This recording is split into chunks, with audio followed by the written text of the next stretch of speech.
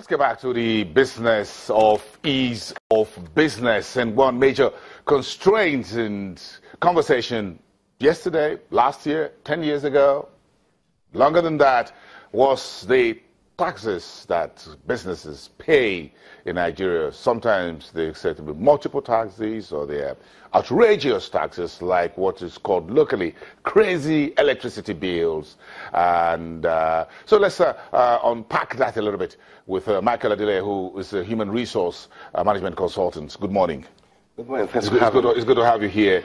Where we left off about a week or so ago was around the business tax, and it seems that this is something very a fire burning in your underbelly about this one major problem as part of ease of doing business in this country. Thank you very much. Thanks for having me again. Obviously, for every society in every country, it's a duty of the citizen, the businesses, to pay taxes. Nigeria is one of the countries where taxes have not been really paid. I mean, for government to generate revenue. But there are issues in place where I think the taxes have not been paid. In every society, if you want the people, the business to pay taxes accordingly and appropriately, you have to make it attractive. Okay? If the taxes payments are not attractive, then you will find it very difficult as a government to actually make the people to pay the taxes. Okay? Now, if you look at this community, this country, for example, all what the government is doing is they're clamoring on why people are not paying taxes. Bringing up, because as of recent, they brought in what I would call draconian law or measures to make people to pay their taxes. I mean, there's nothing wrong enforcing. What would you describe as draconian measures? Okay, when you say things like, if you don't pay your taxes, you go to jail, for example.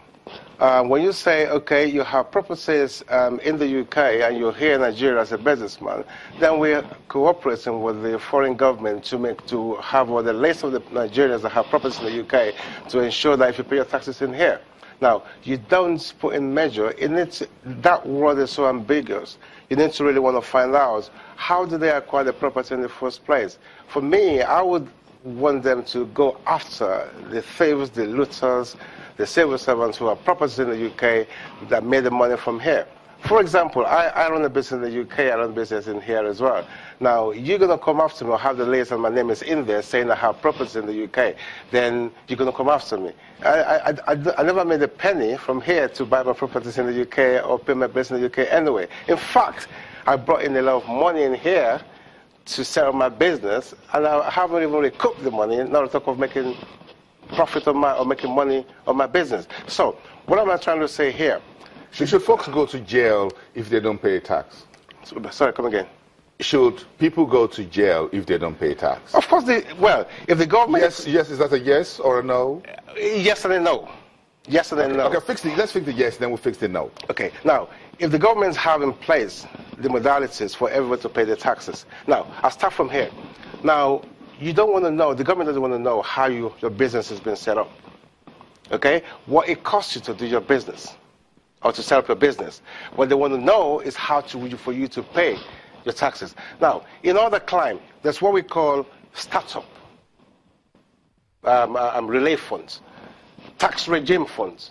Now, there's what we call tax angels, business angels, who actually stay with you from inception till your business begin to have a leeway to begin to make money. Now, we also have, let me give you a typical example for myself. When I came into this country, for example, we should have, obviously we have social landlords. We should have government landlords as well. Properties that are being built and set up by the government, by local authorities, for people who want to do business.